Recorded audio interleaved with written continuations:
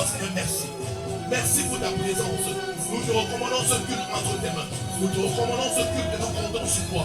C'est toi qui nous as conduits en ce lieu. Alors Père, s'il te plaît, décharge, fais sortir, libère la parole que tu as fait pour nous ce matin.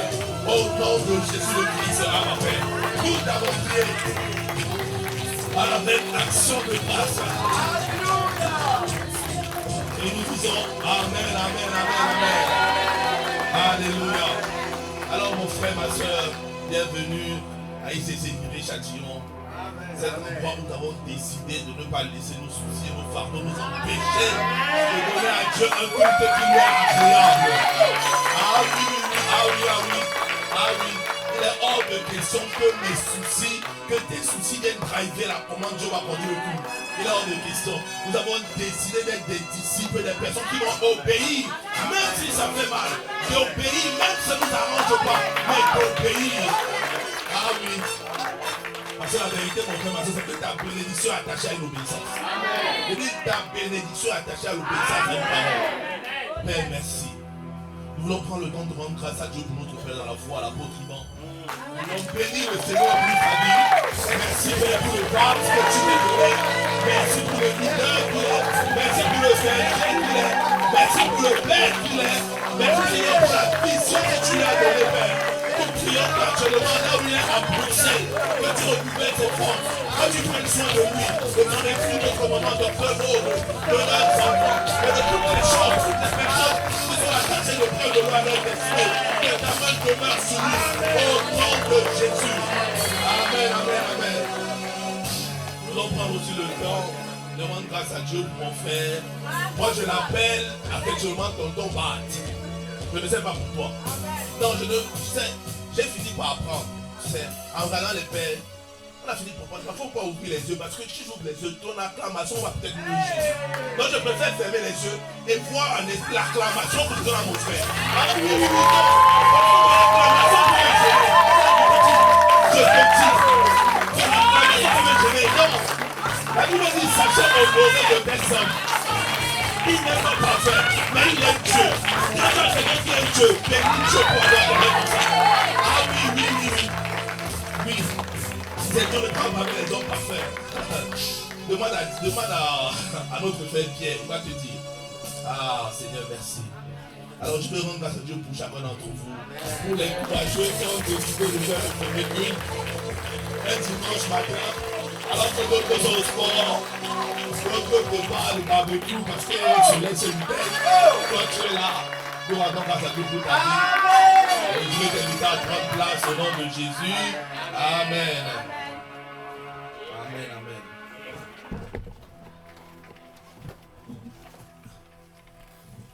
Vous êtes rayonnant. Amen. J'ai bien fait de fermer les yeux. On pouvait intimider. Saint-Esprit. En tout cas, la famille de Châtillon, merci de m'accueillir ce matin.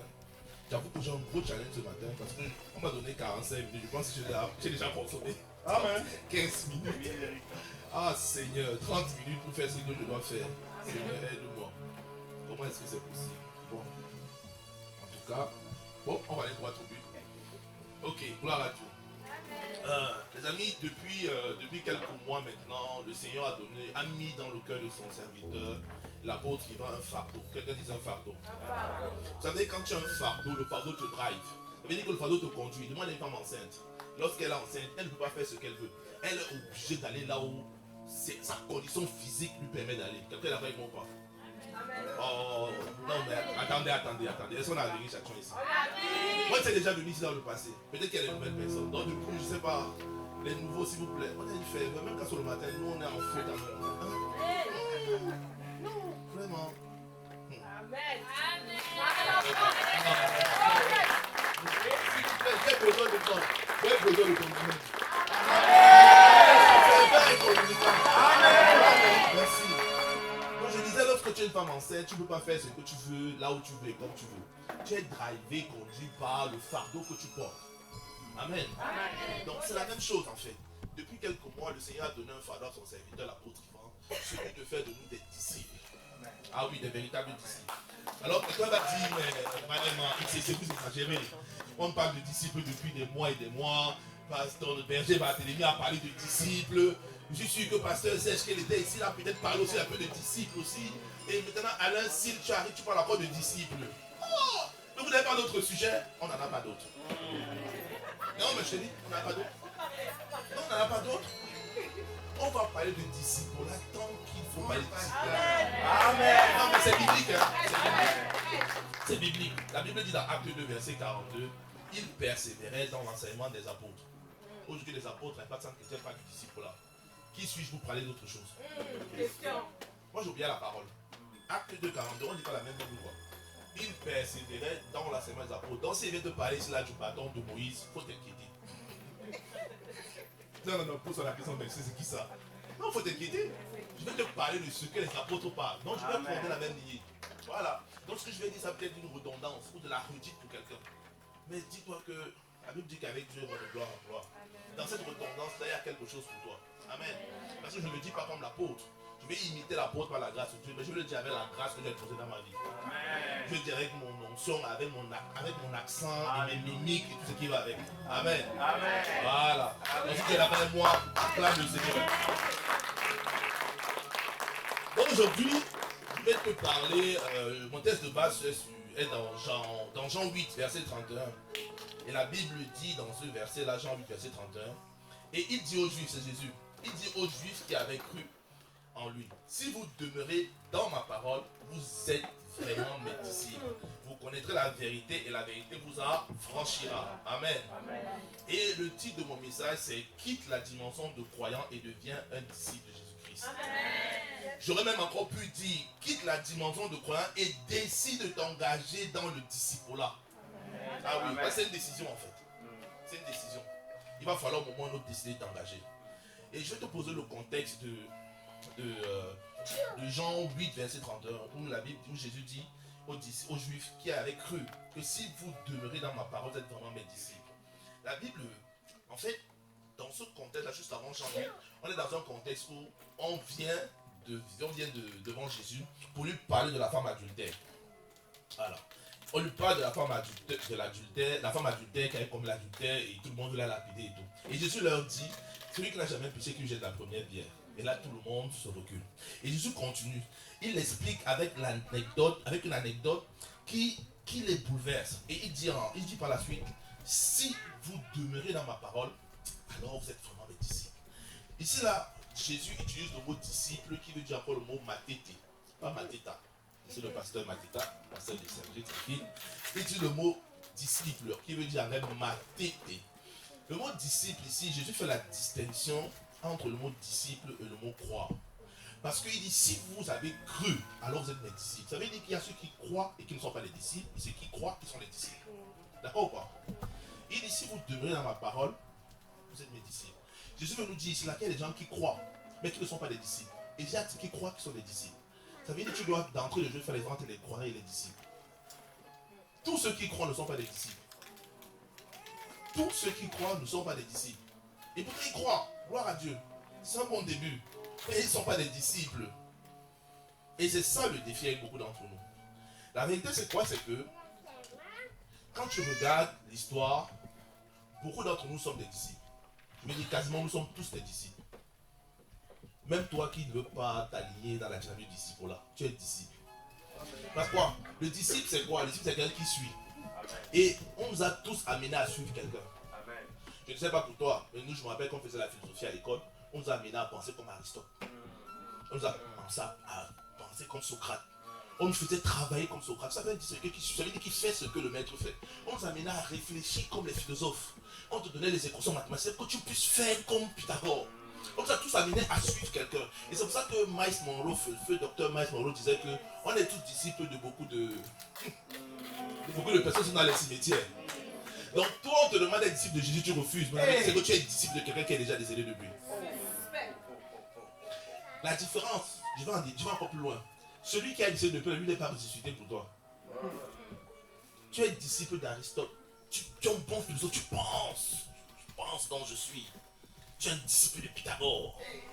C'est ce qu'on t'a enseigné à l'école. À suivre Pythagore, à suivre Aristote, à suivre tous ces grands philosophes. Mais aucun d'eux n'est mort pour toi. Ils sont morts, ils sont enterrés, les corps pourris, les os pourris. Les acides qu'on mange, même les sachets. Désolé, pardonne-moi si c'est un peu cru le matin, mais il faut que je te réveille. Jésus, lui, il est mort, il est ressuscité. Amen. Donc, en fait, je me demande, mais pourquoi est-ce que tu résistes au disciple-là? Alors que toute ton éducation, on t'a amené à suivre des personnes. Tu es disciple de quelqu'un. La question, mais tu es disciple de qui? De qui es-tu disciple? Es-tu disciple d'un philosophe ou d'un mathématicien? Ou es-tu disciple du Seigneur des Seigneurs ou du Roi des Rois? Pose-toi la question. Alors ce matin, je vais voir rapidement avec toi pourquoi c'est important pour toi de devenir disciple. Pourquoi c'est important pour toi? La première raison pour laquelle c'est important de devenir disciple, c'est que c'est la preuve que tu connais la parole de Dieu. Et je vais aller plus loin. La Bible dit dans Jean 1, c'est que vous connaissez, au commencement était la parole était Dieu. Donc en fait, quand tu es disciple, c'est la preuve que tu connais Dieu. Tu sais, beaucoup disent, moi je connais Dieu. Quand tu parles à quelqu'un de Jésus, au niveau de l'évangélisation, oui, mais je connais Dieu, tu connais Dieu, tu es sûr. Es-tu disciple? Les disciples connaissent Dieu. Parce qu'ils connaissent la parole de Dieu. Pourquoi je dis ça? Regarde. Jean 8, verset 31, le verset de bas dit, si vous demeurez dans ma parole, vous êtes vraiment mes disciples. Mais la parole de Dieu, c'est qui? Mais c'est qui la parole de Dieu? C'est Dieu lui-même. La même Bible répond à la Bible. Il dit au commencement était la parole était Dieu. Donc il dit, si vous connaissez la parole, si vous connaissez moi, vous êtes mes disciples. Ce sont les disciples qui connaissent Dieu. Donc arrête de croire que tu connais Dieu. Sois humble. Reconnais que vraiment, vu ma position de disciple de quelqu'un d'autre, ou ma position de croyant, en fait, je ne connais pas vraiment Dieu. Et j'ai vraiment besoin de le rencontrer. Et si je parle à quelqu'un ce matin, Amen. Regarde. Plusieurs croyants pensent connaître Dieu. Mais la vérité, c'est qu'ils ne connaissent pas Dieu. Pourquoi? Regarde Daniel. Dans Daniel 11, verset 32. La Bible dit, Daniel 11, la Bible dit, il séduira les traîtres de l'alliance, mais ceux du peuple qui connaîtront le Dieu agiront avec fermeté. Ceux qui connaissent Dieu agissent avec fermeté. Les disciples sont ceux qui connaissent Dieu. Ça veut dire qu'ils sont fermes dans leurs actions. Ils sont fermes dans leur foi. Ils sont fermes dans leurs décisions. Ça ne leur convient pas forcément, mais ils sont dessus. Ça ne l'arrange pas forcément, mais ils sont dessus. Parfois c'est compliqué. On te demande de te lever, de venir, mais tu es là. Pourquoi? Parce que tu es disciple. Est-ce que tu ne comprends pas? Amen. Ceux qui connaîtront le Dieu agiront avec fermeté. Les disciples sont ceux qui connaissent Dieu. Ça veut dire qu'ils ont décidé, ah Seigneur, c'est chaud, cette parole est dure, mais Père, par ta grâce, je vais seulement y aller. Amen. Et Jésus était le premier des disciples. Le Père lui a dit, tu dois mourir pour le salut de l'humanité. Jésus va à Gethsemane. Il crie, il dit, ah Seigneur, si cette coupe peut s'éloigner de moi, mais pas ma volonté, mais ta volonté. Ils agissent avec fermeté, les disciples. Jésus nous a montré l'exemple du disciple là. Il dit, je ne fais rien de moi-même, je fais ce que je vois le Père faire. Jésus suivait le Père. Le disciple fait ce que le Père fait. Il connaît le Père. Il imite le Père. Deuxième chose, pourquoi tu dois devenir disciple? Parce que ça te garantit ton salut. Ah oui les amis. Oh. Ce qui te garantit ton salut là, c'est le disciple là. Elle te croit, ne te garantit pas le salut. Vérité. Ah, si tu doutes, regarde. Je n'ai pas de le verset, mais si tu regardes dans Matthieu 19, verset 16 à 26, on te parle du fils riche. Celui qui était venu avec plusieurs richesses. Il avait plein de choses. Il dit à Jésus, mais je fais ça, je donne l'argent aux pauvres, je fais ce... Non, là, Jésus lui a dit, non, il dit, j'aide les pauvres, j'aide pas mal de personnes. Et Jésus dit que c'est bien, tout ce que tu fais déjà. Mais maintenant, prends ce que tu as là, prends-la, donne ça aux pauvres. Et maintenant, suis-moi. Ah! Quand Jésus lui a dit ça, il a dit, non, Seigneur, tu exagères quand même. Non, mais déjà, j'obéis à toutes tes consignes. J'obéis aux ordonnances. Comment je dirais, j'honore mon père, j'honore ma mère, je suis là, je sais. Mais là, tu demandes de vendre tout ce que j'ai. Je donnais. Il a dit que non, Seigneur, là, quand même, il y a une limite entre toi et moi. Il ne faut pas exagérer. Votre chrétienté là, c'est n'importe quoi. Il faut arrêter. Non, quand même. Seigneur, est-ce que tu imagines les années de travail? C'est quand même des années d'une retraite. 35 ans, 40 ans de boulot et tu veux que je vende tout de suite? Non, Jésus, tu exagères. Faut pas exagérer. Sois quand même réaliste. Il a tracé la borderline. Il a tracé la ligne qu'il ne fallait pas traverser. Il dit à Jésus que Jésus, je peux aller jusque là. Mais là, non, je ne peux pas. Faut pas. Non, tu demandes trop. Tu demandes trop. Et c'est ça le défi avec beaucoup d'entre nous. Et c'est ça qui fait que parfois, c'est ce qui fait que tu dois travailler avec tremblement ton salut. Parce que être croyant ne garantit pas. Les croyants, à un moment, ils trouvent que c'est trop ce qu'on leur demande. Oui, les croyants trouvent que c'est trop. Les croyants trouvent normal de venir à l'église le dimanche, c'est très bien. Mais si tu leur dis qu'on fait une réunion après l'église, on dit que non, moi mon culte c'est 1h30. Ah non, d'ailleurs c'est 1h30, c'est beaucoup. Hein. C'était 1h à la base. J'ai fait 1h30 ici à Viry-Châtillon, c'est déjà trop. Non, je dois rentrer chez moi. Croyant. Non, il ne faut pas dépasser. Je suis d'accord qu'il faut donner des limites. Il faut être quelqu'un de réglé. Vous savez, il faut être réglé. Ça veut dire qu'il faut donner des créneaux aux gens. On va donner 45 minutes. Je vais gratter quelques minutes tout à l'heure pour dire est-ce que je peux avoir encore 5 minutes? Tu peux demander et avoir 2-3 minutes supplémentaires. Il ne faut pas exagérer.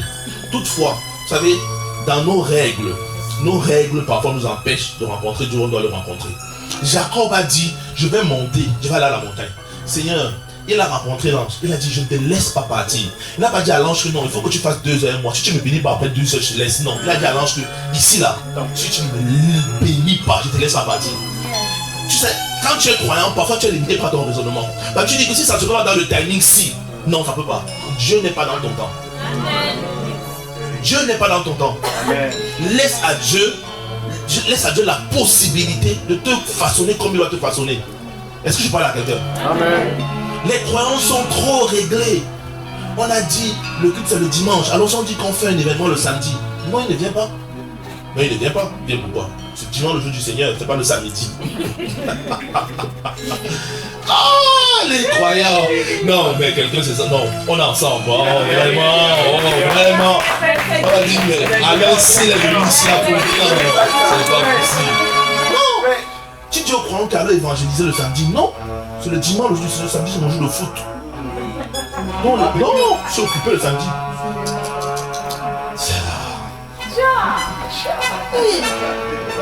Regarde ce que Philippiens 2, verset 12 dit. Il dit, ainsi mes bien-aimés, comme vous avez toujours obéi. La Bible dit, hein, ainsi mes bien-aimés, comme vous avez toujours obéi. Ceux qui obéissent sont les disciples, ne sont pas les croyants. Comme vous avez toujours obéi, travaillez à votre salut avec crainte et tremblement. Non seulement en ma présence, mais bien encore plus maintenant que je suis absent. Jésus dit de travailler à son salut. Ça veut dire qu'il faut travailler à son salut. Tu donnes la vie au Seigneur aujourd'hui. Gloire à Jésus. Mais il faut bosser. Il faut travailler pour garder ton salut. Ah oui, il faut travailler. Et le seul moyen pour travailler, ceux qui travaillent, ce sont les disciples. Les croyants font le minimum syndical. Ah oui. Les croyants font le minimum syndical. Alors que Dieu a dit qu'avec lui on va de gloire en gloire. Mais si tu fais le minimum syndical, comment tu vas aller de gloire en gloire? Mais, donc dis-moi, si tu fais le minimum syndical, comment est-ce que tu vas aller de gloire en gloire? Tu fais seulement ce que tu as fait. Ah non? Ah. Ah Seigneur.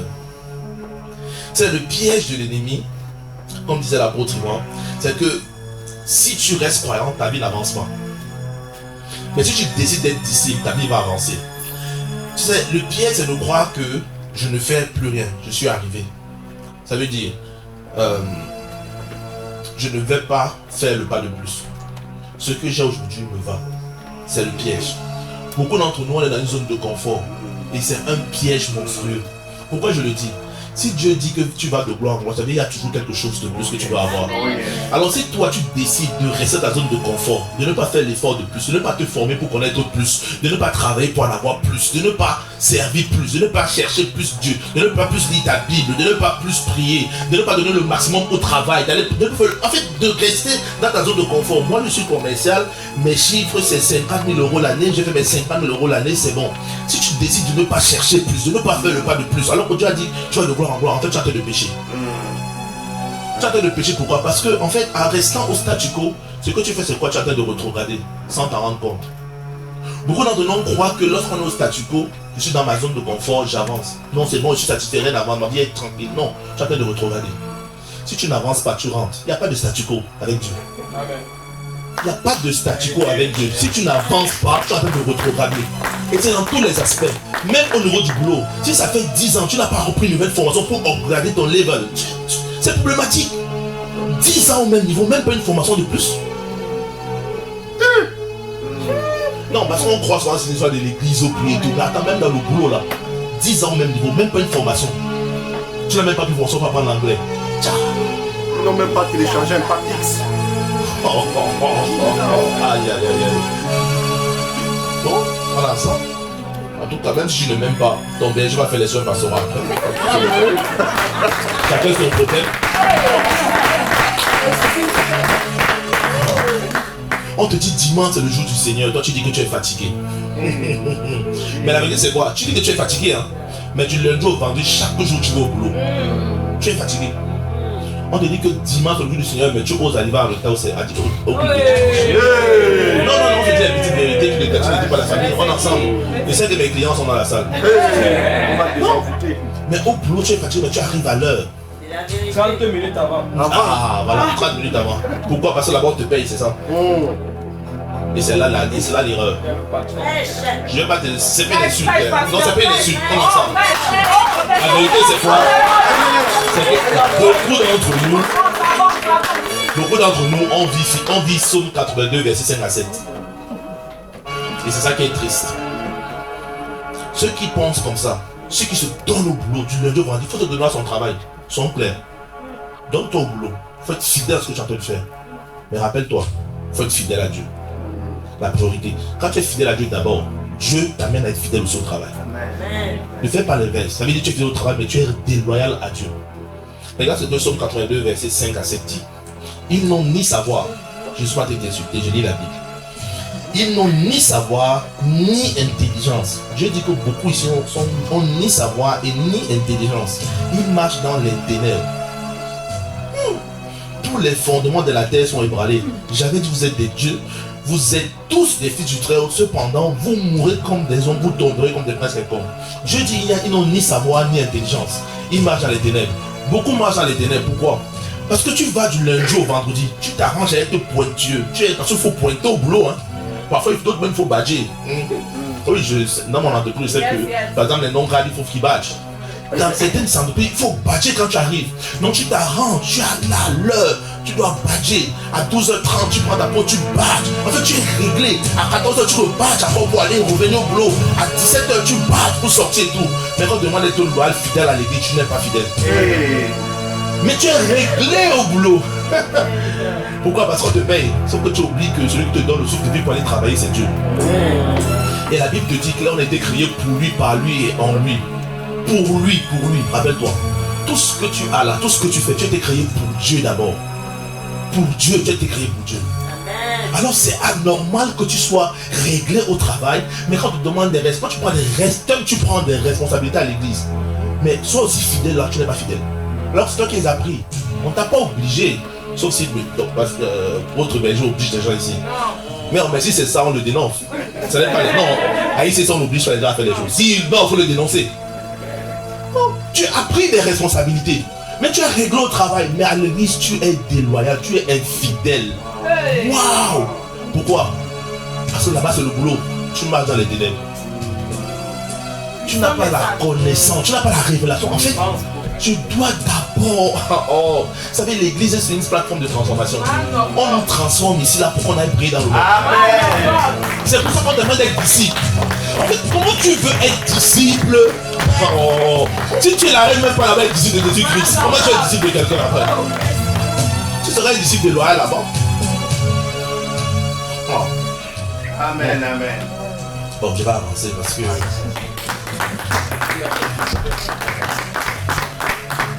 Je t'ai dit que la première raison pour laquelle tu dois être ici, c'est parce que c'est la preuve que tu connais Dieu. La deuxième, parce que ça te garantit ton salut. Et la troisième raison que j'ai notée, c'est parce que Dieu travaille avec les vivants. Et pardon, excuse-moi. Dieu ne travaille pas avec les vivants, Dieu travaille avec les morts. Bon, ça fait un peu philosophe, je crois. Mais non, Dieu travaille avec les morts. Le disciple-là, c'est la chose qui va t'amener à mourir à toi. De façon pratico-pratique. Tu n'as pas quand tu es dans le disciple-là, tu ne veux pas forcément faire ce que tu veux faire. Tu fais ce que le maître fait. Là, ce que la Bible dit.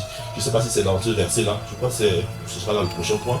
Mais je vais quand même le prendre. Luc 6, verset 40. La Bible dit, le disciple n'est pas plus grand que le maître, mais tout disciple accompli sera comme le maître. Ça veut dire quoi? Le disciple t'amène à être comme le maître. Tu ne veux pas forcément le faire. Tu n'as forcément pas envie de le faire. Ton corps est fatigué. Tu as ton agenda, la famille, tes plannings et tout. Mais parce que tu es décidé, Seigneur, d'obéir. Et ça te fait mourir ta propre personnalité. Ça te fait mourir tes propres envies. Ça te fait mourir tes propres besoins. C'est en ça que Dieu travaille avec les morts. S'il fallait que Dieu travaille avec nous vivants, avec notre propre volonté, j'allais lui dire que Seigneur, aujourd'hui c'est dimanche. Moi j'étais en déplacement toute la semaine. J'ai passé ma semaine d'un dépôt pétrole de 6h à 20h. Seigneur, moi je veux rester dormir chez moi. Pourquoi est-ce qu'il faut que je vienne à Vélé Châtillon? Purée d'avocat. Non mais s'il fallait que Dieu travaille avec mes envies, c'est que je suis pas là. Miséricorde. Parfois quand on vient prier ici là, on prie d'abord pour nos propres cœurs. Quand il dit que Seigneur, oh tu es là, Saint-Esprit, pour me libérer. Libère-moi d'abord de mes propres pensées à moi, parce que vraiment Seigneur, même moi je reconnais que c'est compliqué. Oui, je reconnais. Peut-être que pour toi ça va, mais même pour moi je reconnais que parfois c'est chaud. Parfois c'est compliqué. Mais c'est le disciple là. Le disciple suit. C'est clair avec moi. Amen. Il faut comprendre que le disciple n'est pas parfait au début. Il n'est pas parfait au début. Mais par la grâce de Dieu, Dieu l'amène quelque part. On ne te demande pas d'être parfait. On te demande de t'engager dans la dynamique du disciple là. Engage-toi. Décide de dire que non Seigneur, moi je vais être disciple. Et tu vas voir pas à pas, en suivant un imitateur de Christ ou en suivant Christ, tu vas voir que tu vas devenir. On a beaucoup d'exemples. Notre Père dans l'enfant, l'apôtre Yvan, c'est un disciple de Jésus-Christ. Donc tu peux devenir en suivant un imitateur de Jésus-Christ. Décide de l'imiter. Regarde comment il fait, regarde comment il parle, regarde comment il agit, regarde le prix qu'il paye. Toi aussi décide. Elle se fait comment de matin tous les jours depuis 7 mois c'est passé. Du lundi au vendredi. Il faut qu'il se lève à 3h, il faut qu'il puisse jusqu'à 7h. Bon, il y a quelqu'un qui ne sait pas, c'est là que comment le matin finit à 7h maintenant. Et vraiment, il s'est sévéré Châtillon. C'est quelqu'un qui a arrêté de suivre le matin depuis 1 mois. Bon, pour ton information, maintenant on finit vers 7h10, 7h du matin. C'est avant qu'on finisse à 7h30. Donc tu peux tenter de vous connecter.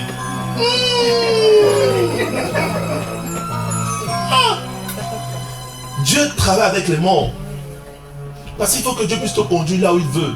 Si tu as ta volonté, ça va être compliqué. Le disciple n'a pas sa volonté. Il fait ce que le maître fait. Oui, tu vas dire que c'est la manipulation. Non, c'est pas la manipulation. C'est un choix. Parce que je sais ce qui attend, je sais ce qui va derrière. Mon travail, c'est la manipulation. Bah, amen. Amen. 4e point. Le disciple, pourquoi tu dois être disciple? C'est le seul moyen pour ressembler à Jésus. Je ne sais pas pourquoi. Peut-être que quelqu'un ne peut pas ressembler à Jésus ici. Mais moi, je veux ressembler à Jésus. C'est le seul moyen que tu as pour ressembler à Jésus.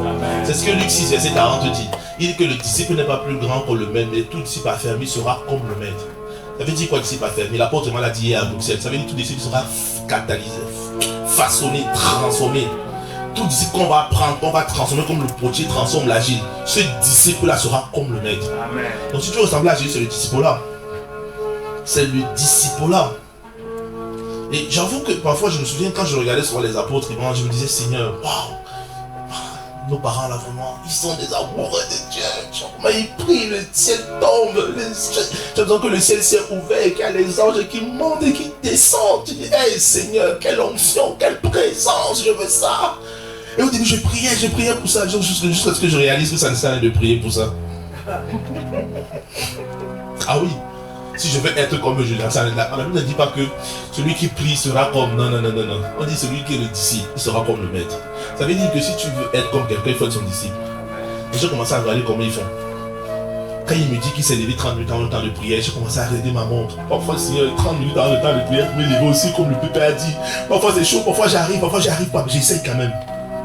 Quelqu'un ne comprend pas. J'ai commencé à regarder quels sont les chants qu'ils utilisent. Tu m'as dit que non. Ne pas aider de prier mes propres chants. Tu vas aussi prendre les mêmes chants. Oh, vous savez, le bishop Dark dans son livre L'art de suivre, chapitre 1, point numéro 1, il a dit l'art de suivre, c'est l'art de copier. Il dit le premier point, chapitre 1, point numéro 1, c'est l'art de suivre égale l'art de copier. Donc j'ai décidé d'être un copieur. Donc je bénis Dieu pour vous qui avez des idées nouvelles. Ce que l'un n'a pas vu, ce que l'un n'a pas entendu, ça c'est bien. Mais je sais que la Bible dit qu'il y ait un nouveau sous le soleil. Ça veut dire que tout ce que je dois chercher là existe déjà. Donc ça veut dire pourquoi est-ce que je me prends la tête? Je ne sais pas pour vous, mais je me souviens qu'à l'école, les gens qui étaient souvent très intelligents là, parfois les trouvaient un peu bizarres. Bon, peut-être dans la bonne école, mais dans mon école à moi, c'était bizarre. C'était un peu, comme dirait les jeunes, chelou. C'était un peu parfois bizarre. Ils étaient trop intelligents. Trop. Je devais décider de ne pas être intelligent. Je ne veux pas être bizarre. Seigneur, je copie. Ce que l'apôtre a fait, je copie. Ce que mes parents font, je copie. C'est ce qui m'a conduit où je suis aujourd'hui. Copier. Non, je suis pas intelligent. J'ai copié. Donc si je veux devenir comme le maître, je n'ai qu'à copier. La différence entre toi et moi, c'est quoi? C'est que moi je copie avec la grâce et l'onction que Dieu a posée sur ma vie. Ça veut dire que toi aussi tu as une grâce et une onction particulière. Donc quand tu copies ça, ta marque de fabrique. On t'a pas dit de venir pas le copier de quelqu'un. Ça veut dire que si l'apôtre il va dire, il sait pas, Ribaba, toi aussi dis Ribaba. Non. On demande d'avoir l'ADN. Copie avec ta grâce, avec ta façon de parler. Comme si Alain Sylvain te dit, ouais, Alain. Ça c'est pas ça. Ça dépend de toi. Je parle pas comme ça. Je copie avec ma façon de parler. C'est ma grâce. La Bible dit que avant que je sois dans le ventre, je sortir de mon message. Mais bon, c'est une parenthèse. La Bible dit que avant que je sois dans le ventre de ma mère, Dieu me connaissait déjà et qu'il m'avait déjà prédestiné prophète des nations. C'est ce que Dieu dit dans sa parole. Avant que tu sois formé, je t'avais prédestiné prophète des nations. Un prophète, c'est quoi? Un prophète, c'est quelqu'un qui entend ce que Dieu dit et il parle. Ça veut dire que Dieu t'avait prédestiné comme quelqu'un qui va entendre ce que Dieu est en train de dire et parler. Mais parler à qui? Aux nations. Les nations, c'est quoi? C'est ethnos. Ça veut dire quoi? Ça veut dire que toi, tu as amené à parler à un groupe de personnes. Toi, avec ta personnalité, il y a des gens à qui tu vas parler et qui vont entendre ta voix et qui vont suivre. La question, c'est est-ce que tu parles? Question. Est-ce que tu parles? Mais pour parler, pour être prophète, il faut suivre des prophètes. Et par la grâce de Dieu, l'apôtre, c'est un prophète. Oh yes. Suis des prophètes. Copie des prophètes. Imite des prophètes. Comme ça, tu seras un prophète. Oh, bon, je sais que ce que je dis, ce n'est pas forcément apprécié. Il n'y a pas de grande révélation. Bon, on est ensemble. Vous savez, quand tu es conscient de ça, du fait que le disciple devient, lorsqu'il suit le maître, tu comprends qu'il y a des choses qu'il ne faut plus dire. Non, tu dois être conscient des choses qu'il ne faut plus dire. Jean 1,4, verset 17 qui dit, tel il est, tel nous sommes. Ça, c'est des choses qu'on aime souvent dire, nous les chrétiens. Oh Seigneur, tel tu es, tel nous sommes. Ça, c'est pour les disciples, c'est pas pour les croyants. Parce que les disciples qui obéissent, les croyants font ce qu'ils veulent faire. Les disciples disent, Seigneur, pas ma volonté, mais ta volonté. C'est dans ce sens-là que tel il est, tel nous sommes.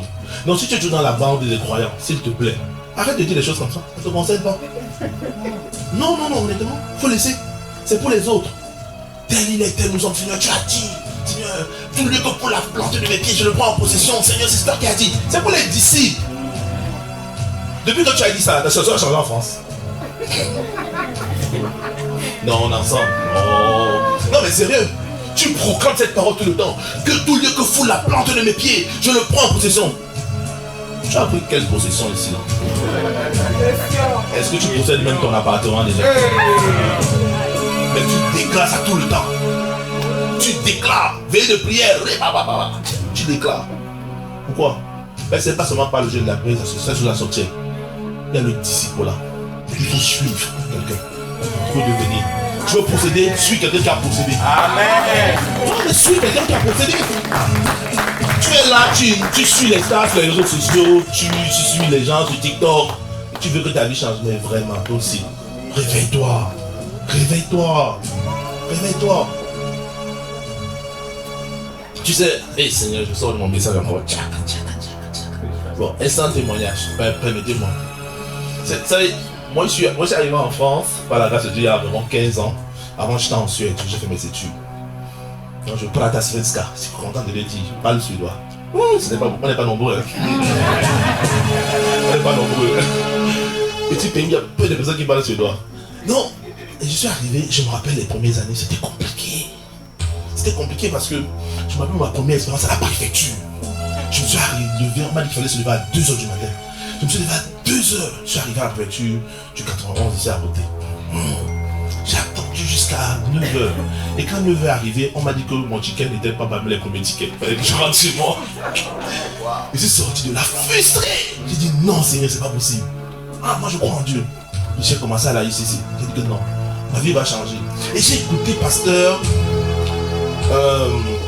l'autre pasteur de KICC, pasteur Mathieu. Pasteur Mathieu Hachimolo, qui est le père spirituel de l'apôtre Ivan. Et je travaillais à l'époque. Je travaille toujours. Je travaille dans une entreprise dans l'aéronautique. Et là-bas, j'étais dans l'aéronautique. Et je me souviens, pasteur Mathieu arrive. Il dit, quels sont parmi vous ceux qui gagnent plus de 2000 €? Et là, j'étais content, je lève la main. Je gagne 2024 €. Non, j'étais au-dessus de 2000. C'est 2024 €. Je lève la main. Tout content, tout heureux. Il dit, parmi vous, il y avait moins de honte à Boissy. Il n'y avait pas beaucoup de personnes. Il dit, parmi vous, quels sont ceux qui ont un CDI, un permanent job? Je lève la main. Encore moins de personnes. Je me sentais privilégié. 2024 €, un CDI, j'étais quand même quelqu'un.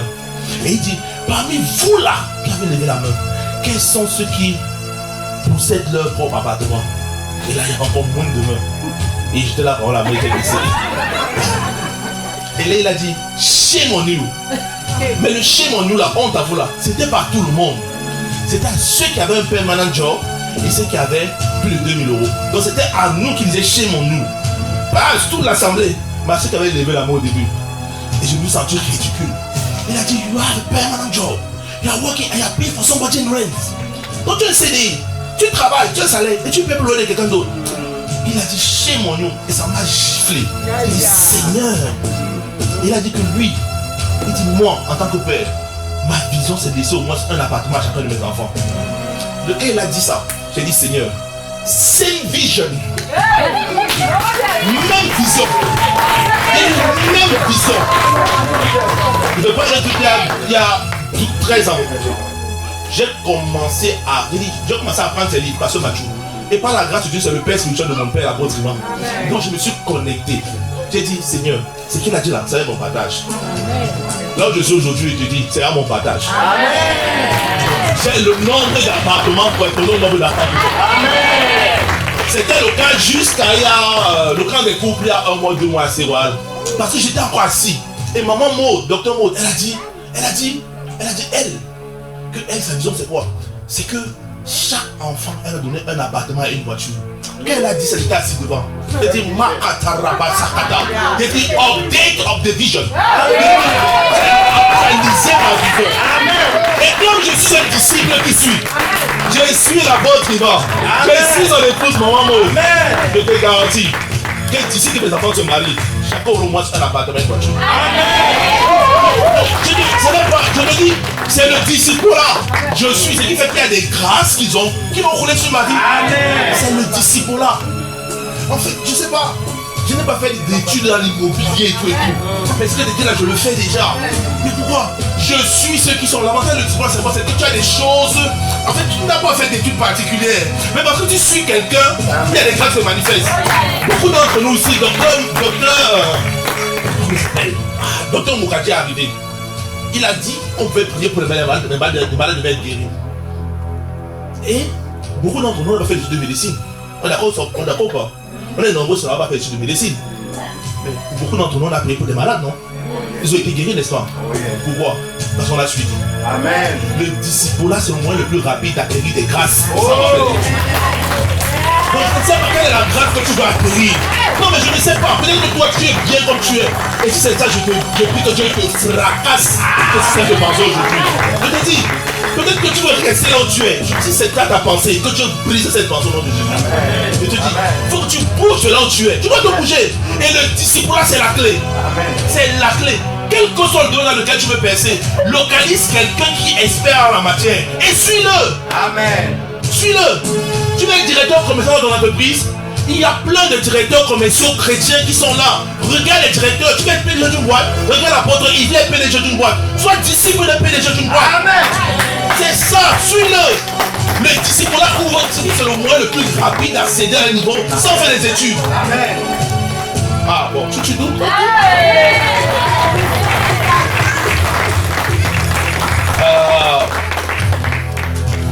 Seigneur, bon, le temps est avancé. Je ne vais pas faire la moitié du message. Il y avait beaucoup de sorties de route aujourd'hui. Bon, mais je pense que c'est ce que l'Esprit voulait délibérer. Ah, donc je vais quand même finir avec ce point, s'il te plaît. Bon, finir avec ce point.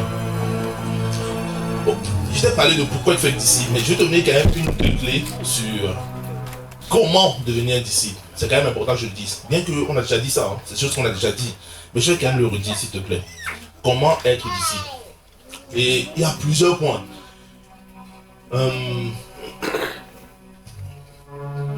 Je vais aller de 2 points. Premier point, c'est premièrement, il faut renoncer à soi-même.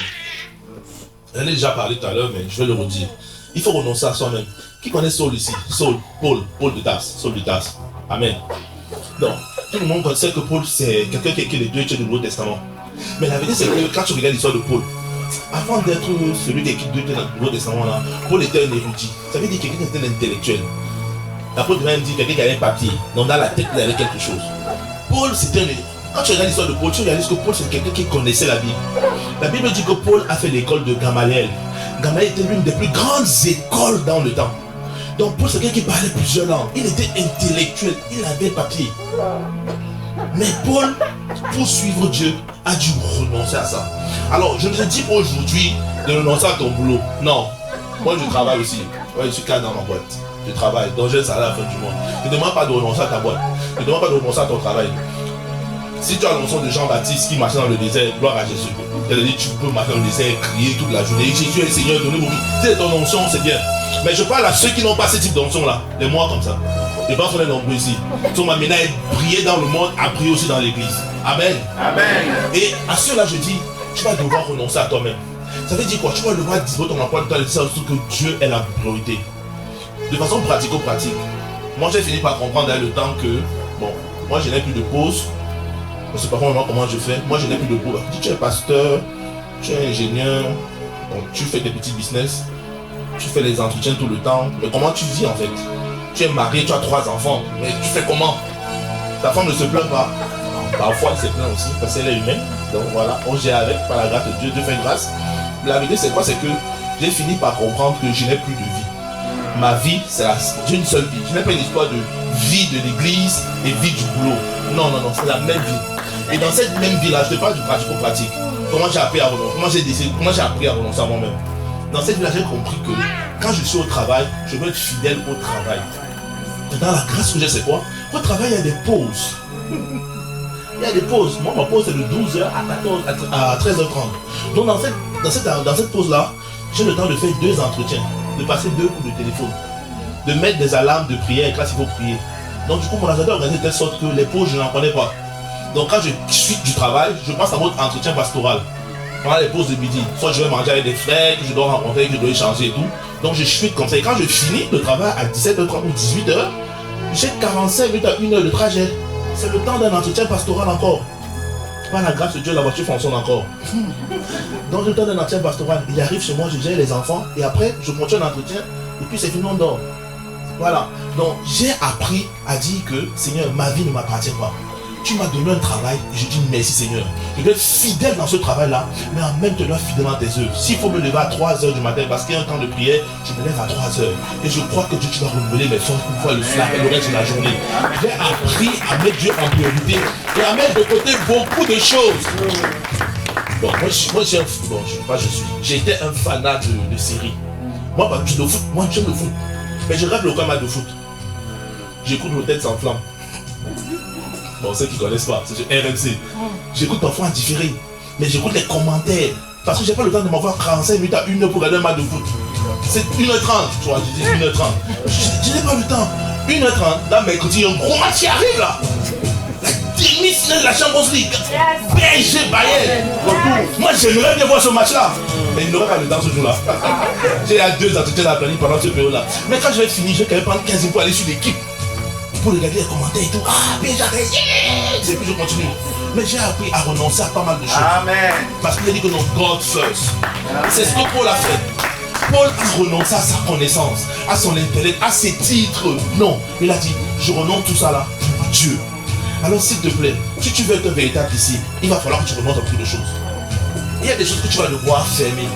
Tes temps de sortie ou de balade là, remplace ça par l'évangélisation. Mets l'utile à l'agréable. Tu peux te balader à Châtelet, balade-toi à Châtelet et prends le temps de balade 2-3 personnes. Comme ça, tu as amené l'utile à l'agréable. Tu veux regarder un film, tu veux travailler ton anglais, regarder un film, mais regarde le film en anglais avec sous-titrage en anglais. Tu travailles en même temps que ton anglais, ta compétence, mais tu possèdes un temps de qualité. C'est ça aussi renoncer à soi. Ça veut dire quand tu ne fais pas les choses pour faire, il n'y a plus des histoires de je fais plaisir pour faire plaisir. Non, je mets l'utile à l'agréable. Organise-toi de telle sorte à mener l'utile à l'agréable. Comme ça, tu augmentes ta compétence et tu prends aussi du temps de qualité. Et c'est que là, vous comprenez quoi? Amen. Donc tu ne peux plus faire comme tu faisais. Ça, c'est le premier point. Et c'est ce que Paul dit. Oh Seigneur. Et tonton Bad, vraiment. Bon, je finis, c'est bon, je raccroche le micro. Bon, j'ai dit renoncer à soi-même. Deuxième point, il faut se charger de sa croix. Ah, là, vraiment, quand on dit ça, beaucoup de personnes, vraiment là, ça devient compliqué. Se charger de sa croix. Il ne s'agit pas de la croix physique. Mais je donnais l'illustration de 2 personnes qui ont dû se charger de leur croix pour suivre Jésus. Matthieu 4, verset 21 à 22. La Bible dit, il alla plus loin, c'est Jésus. Il vit 2 frères, Jacques, fils de Zébédée, et son frère Jean, qui étaient dans une barque avec leur père Zébédée, qui réparaient leurs filets. Il les appela et aussitôt ils laissèrent la barque et leur père ils le suivirent. Je vais activer le mot que j'appelle le mot Dieu-Flix. Qui connaît Dieu-Flix ici? Merci. Oh, j'étais venu ici. Merci Seigneur. En fait, toi tu connais Netflix, mais aussi le mot de Dieu-Flix. Dieu-Flix, c'est quand tu prends la Bible, tu t'imagines l'histoire. En fait, tu vois ça en 3D, tu plonges tes pieds dedans, tu vois comment tout se passe en 3D, tu dis waouh, c'est comme un film. Quand tu lis la Bible dans Dieu-Flix, tu aimes lire la Bible. Oh yeah. Parce que tu lis plus l'histoire comme tu lis l'histoire, mais tu lis l'histoire en mode waouh, tu es dedans. Et là, ça donne, tu es passionné, tu dis oh, c'est puissant. Et je vais te voir l'histoire de Jacques et Jean en mode Dieu-Flix. Donc tu vois Jésus. Jésus passe, il voit 2 frères, il dit qu'il vit 2 frères. Il voit 2 frères, Jacques et Jean. Il est venu avec leur papa. Et il s'arrête. Il dit suivez-moi. Et là tu as Jacques et Jean qui regardent leur père. Papa, s'il te plaît, on doit suivre Jésus. Il faut qu'on parte. Et là tu as leur père qui dit, vous racontez quoi? Vous suivez qui est ce Jésus? Il vient d'où? On le connaît d'où? Vous suivez pour aller où? Arrêtez vos bêtises les gars. On travaille les enfants. En même temps, ils regardent Jésus. Ils sentent qu'il faut qu'ils partent. Mais papa dit non. Il se tourne encore. Mais papa, s'il te plaît, il faut vraiment qu'on aille parce que c'est Jésus. Papa dit, bah, attendez un peu. Papa monte d'un cran. Il dit, les garçons, Jacques Jean, vous embêtez un peu là. Là c'est bon. Là, on a beaucoup de travail. Je vous rappelle que cette entreprise là, Zébédée et fils, c'est ça qui nourrit vos familles. Hein. Si on ne pêche pas les poissons là, on ne nourrit pas les familles. En plus, on a Mathieu et ses amis, les collecteurs d'impôts, qui viennent demander des sous chaque fois. Donc, les amis, il faut qu'on bosse, on bosse dessus. Donc, arrêtez vos bêtises là. On travaille. Et tu as Jacques et Jean qui sont là. Papa, mais c'est compliqué. Mais il faut qu'on le suive. Parce que l'appel là, il dit d'aller le suivre. Mais s'il y a quelque chose en lui. Papa monte encore d'un gars et dit bon, les garçons, là vous me fatiguez sérieusement. Si vous bougez encore d'un pas, je vous règle la lignée Zébédée. Et c'est fini. Ils regardent leur père, ils disent papa c'est vrai, tu vas nous réunir. Mais papa l'appelle là-bas. Il y a quelque chose, frère ce monsieur. Il faut qu'on aille. Papa dit revenez ici. Et là tu as les fils sont en train de partir. Leur père les appelle. Jésus les appelle. La déchirure est là. Ils ont mal parce qu'ils sont en train de laisser papa. Mais Jésus les appelle. Et ils sont en train d'aller vers Jésus. Les amis, tu ne peux pas suivre Jésus sans porter ta croix. Ils ont dû se séparer de leur père. Ils ont dû abandonner leur père sur le bateau avec des filets et des poissons pour suivre Jésus. Tu vas devoir porter ta croix. Un disciple porte sa croix. La question c'est quelle est ta croix? Question. Quelle est ta croix? Quel est le prix que tu payes pour suivre Jésus? Quel est le prix que tu payes? Cette relation que tu devais casser depuis là. Tu ne casses pas la relation parce que tu dis tu es toujours derrière. Non mais Jésus. Je te dis abandonne ça. Rentre en règle. Va à la mairie, vivez en couple depuis, mais va à la mairie. Allez à la mairie. Mariez-vous. C'est comme allez-y. Arrête de vivre cette relation-là. Va à la mairie, mariez-vous, allez à l'église, pas besoin de fête, pas besoin de 10 000 personnes. On vous êtes 4 dans le bureau, vous, 5 dans le bureau, vous, le pasteur et vos témoins. En 3 minutes, on vous bénit et c'est fini. Régulation de votre situation. Arrête ça. Tu réfléchis. Tu réfléchis, non, Seigneur, si je le laisse, si on se sépare, on a déjà des enfants. Oui, mais régularisez. Régularisez. Arrête de vivre comme ça. Régularisez-vous. Dieu te parle. Mais tu as du mal. Tu as du mal. Jacques et Jean ont laissé leur père. Avec les poissons. Papa, il était magique. Il devait avoir les filets, les poissons à tirer tout seul. Et tu as les enfants qui le laissent. Seigneur, quelle est la croix que tu portes? Les amis, on porte toutes choses aux croix. Moi, la plus grande frustration que j'ai eu une fois, c'est de réaliser quand mes enfants m'ont dit: mais papa, on va dans quelle église aujourd'hui? Ça m'a blessé un peu. Ça m'a piqué parce que je me souviens qu'on était à Boissy. Quand on a travaillé la cité royale, on disait la cité royale. On va là à la cité. Et je me souviens, j'ai travaillé, j'ai nettoyé les salles où la salle des enfants, il y avait des petits ballons verts, rouges et tout. Je disais que je regardais les choses de mes enfants pour venir jouer ici. Ils vont jouer ici, mes enfants. Ils vont jouer. Je regardais tout ça. J'étais trop content et tout. Sauf que quand on arrive à la cité, quelques mois après, la bonne a dit que vous, les pasteurs, vous devez sortir au moins 2 fois par semaine. Vous devez être dans les églises en train de prêcher. Je dis, ça c'est sûrement l'apôtre de moi. En plus, moi aussi fils de pasteur Peggy. Donc elle m'envoie à Orléans, il m'envoie à Tours. Là je dois aller à Limoges dimanche prochain. En fait, je dis, mais Seigneur, qu'est-ce que mes enfants vont aller à la cité? La cité. Et j'ai fini par m'appeler moi-même un jour SDF. Non, SEF, sans église fixe. Ah, ça c'est moi. C'est mon âme qui était piquée. On peut se parler, non? Non, j'étais Seigneur, je voulais aller à la cité. C'est beau la cité. C'est quoi? Il y a de belles chaises. C'est assis devant, tu es pasteur. Ça m'a arrangé. Mais tu peux abandonner tout ça. 2 à 3 fois par mois. 2 à 3 week-ends par mois. Je suis à l'extérieur, je ne suis pas à la cité royale. Et pourtant moi qui étais fier de la cité. J'ai dû abandonner tout ça. Tout ce qu'on me donnait à la cité responsabilité. Je jongle avec par la grâce de Dieu. Sans compter qu'il faut maintenant, en tant que pasteur, gérer les âmes. Dieu seul sait comment vous êtes trop doux à gérer.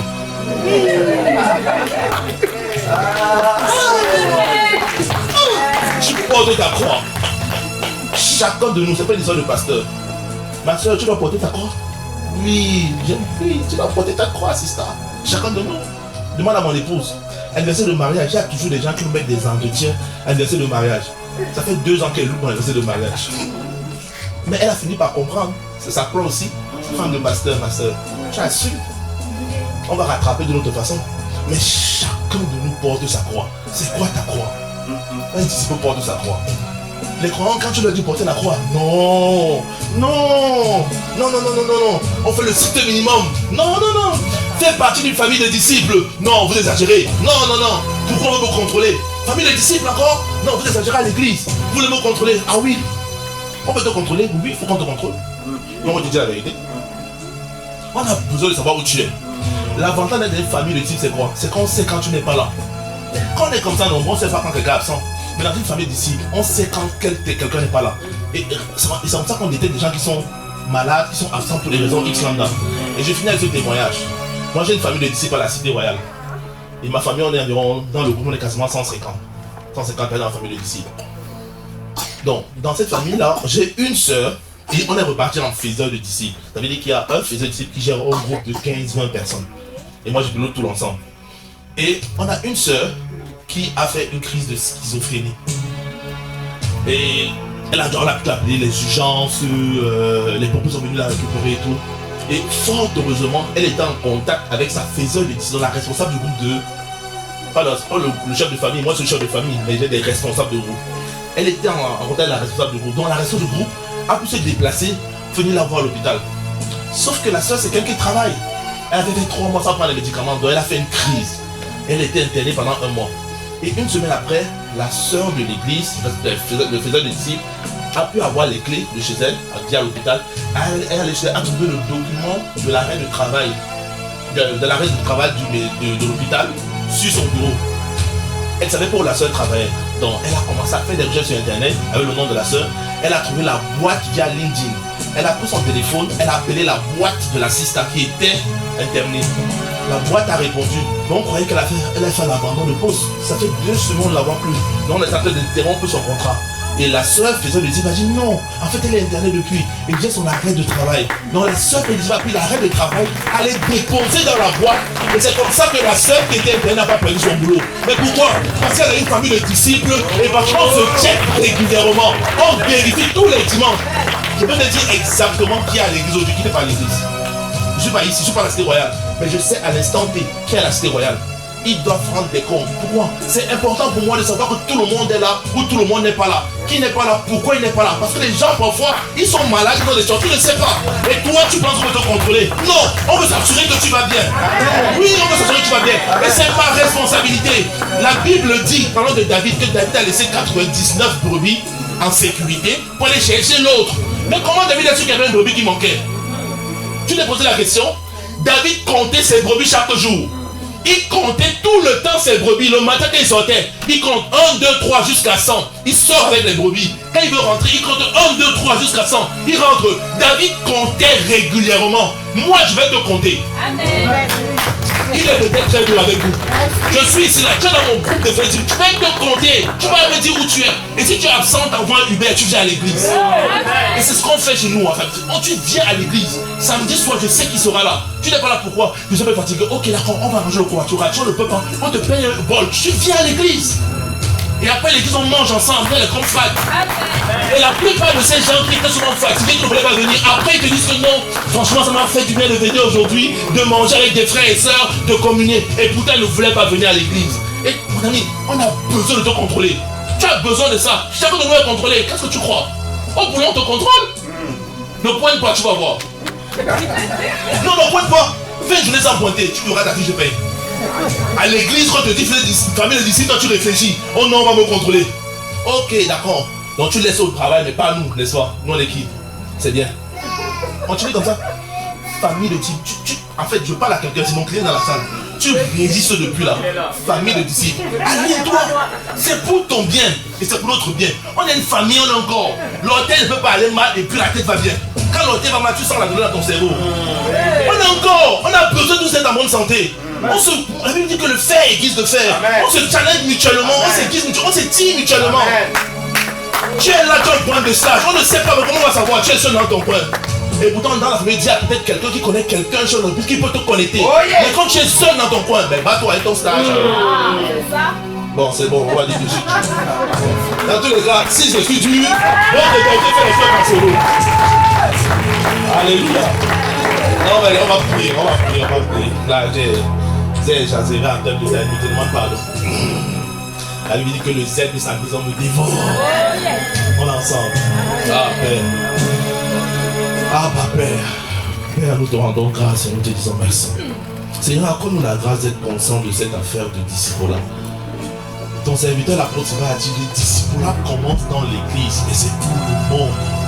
Seigneur, s'il te plaît, aide-nous, Père. Aide-nous, Père, viens briser les raisonnements de mes frères et de mes sœurs, de toute personne qui résistait encore, qui résistait à l'appel, Nous avons tous besoin de faire partie de cette dynamique, de disciple-là, Père. C'est pour notre bien, Alors, Père, s'il te plaît, aide-nous, Père, s'il te plaît. Accorde-nous la grâce, Père, de laisser de côté les raisonnements, de briser les forteresses, Père, qui nous retenaient en arrière, Père. S'il te plaît, nous avons besoin de toi, besoin d'avancer avec toi, besoin de marcher avec toi, besoin d'être des véritables disciples de Jésus-Christ. Parce que le disciple là, c'est la clé pour prier.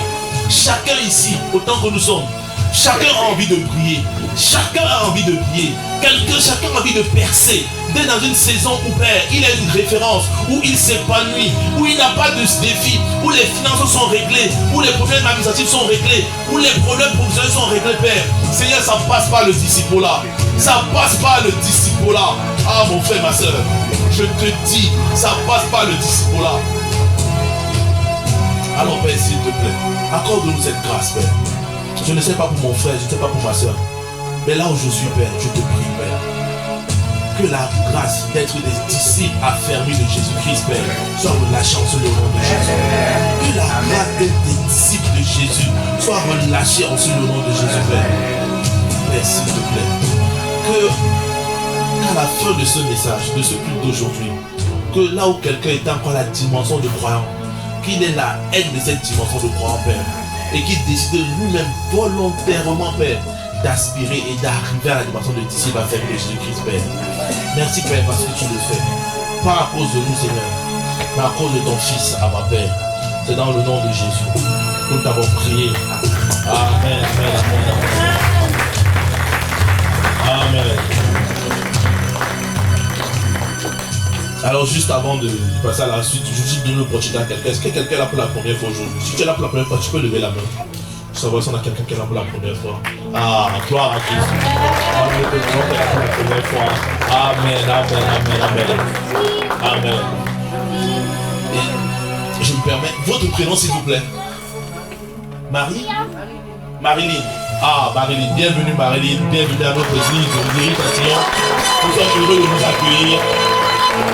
On n'est pas souvent dur comme ça, Marilyn. Généralement, on est rempli d'amour. Donc, généralement, c'est lui qui prêche. Donc, c'est tout. Je suis souvent de passage, donc s'il te plaît. Si t'es senti un peu secoué, on est ensemble. Alors, je vais donner l'opportunité. Marilyn, est-ce que tu as accepté Jésus comme Seigneur et Sauveur? Est-ce que tu as fait de lui ton Seigneur et Sauveur? Amen. Ok. Non, il faut qu'on se rassure de ça. C'est très important pour nous, Marilyn. Au-delà des messages, au-delà de tout.